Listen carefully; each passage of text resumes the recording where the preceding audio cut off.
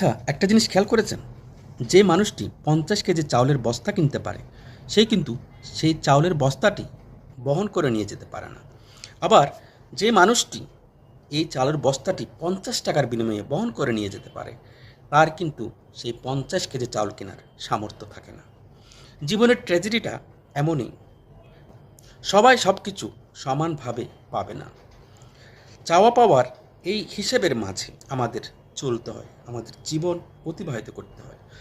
অনেক টাকার মাঝে সুখ নেই, কিন্তু আবার সেই ৫০ টাকার চাউল বয়ে বেড়ানো সেই লোকটির কাছেও সুখ থাকতে পারে।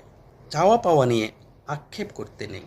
সৃষ্টিকর্তা যাহা আপনার জন্য রেখেছেন সেটাই আপনার জন্য মঙ্গল। মানুষের শক্তি সামর্থ্য আলাদা আলাদাভাবে থেকে থাকে, কিন্তু সুখ প্রত্যেকের জীবনের জন্য অপরিহার্য অংশ।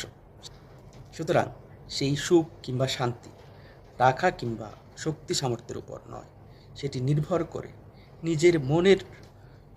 আল্লাহ আমাকে যা দিয়েছেন সেটাই আমার জন্য যথেষ্ট, এই মনোভাব কিংবা এই ক্ষুদ্র চাওয়া যার ভিতর থাকবে, সে কখনো অন্তত অসুখী হবে না। ধন্যবাদ সবাইকে।